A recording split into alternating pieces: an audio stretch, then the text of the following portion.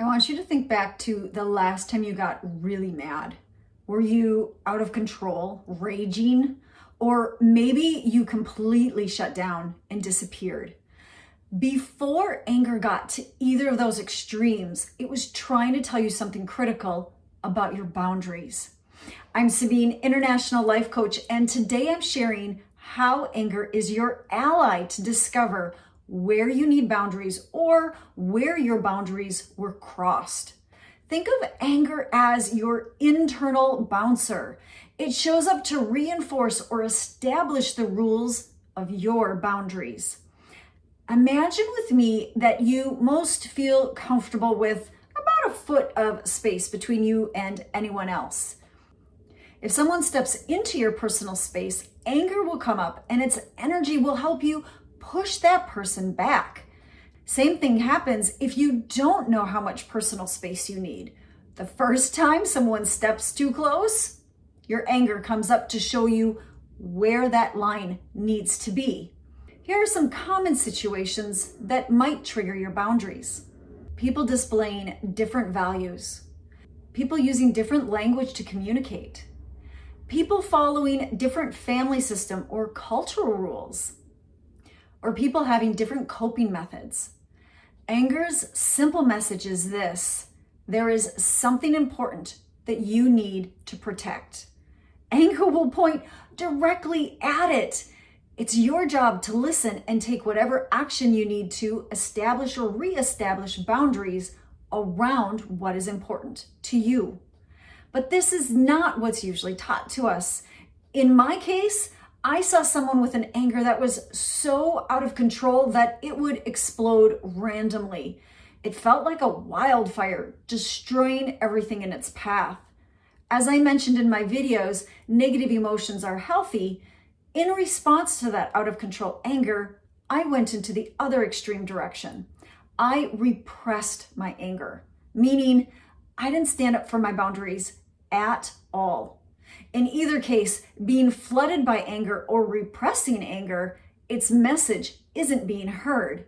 So the message becomes louder. It has to. On one hand, the wildfire blazes hotter with even more energy behind it because it's trying to assert a boundary for you. On the other hand, the repressed anger acts like a volcano, building up more and more pressure until one day you either explode or implode. What emotion are you most struggling with? Fear, sadness, or jealousy? Let me know in the comments below and I'll prioritize the next videos based on your input. And check out my full emotions playlist here. For me, my journey with anger looked like this.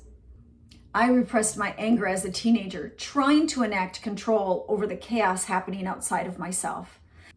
In the decades that followed, I allowed myself to be a doormat for multiple people because I didn't have anger's energy standing up for me.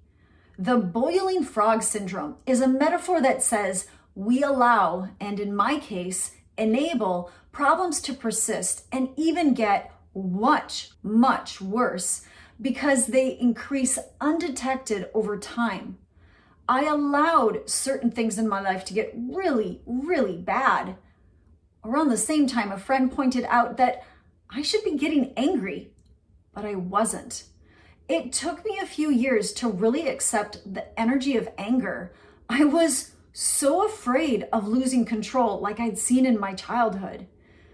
There were even a few months where I did just that. I tried exploding.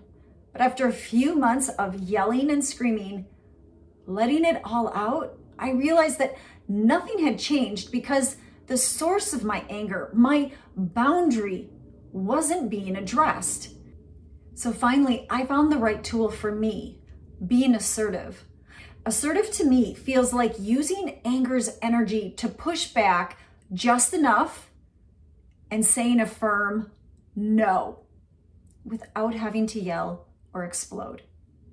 I'm not saying everyone needs to embrace extreme anger the way I did, but for me, I now have access to both extremes and everything in the middle. Anger is a tool in my toolkit. So now when my anger comes up, I follow its energy to identify the boundary issue and use just enough of its energy to stand up for myself. Once that boundary is reestablished, anger dissipates naturally because its job is done. So pause and listen when your anger comes up. Learn from it where you aren't in alignment with your boundaries. And a sneak peek, there's actually a second way that anger will show up, as a shield to cover up fear or sadness. I'll post that video here when it's done. At its basic level, anger really has much less to do with the person in front of you and everything to do with you creating your space in the world in the way that it feels good for you. And if you'd like additional ways of making your life better and easier, check out my 8 life hacks to reprogram your life in a month at jenniferrodenher.com/hacks.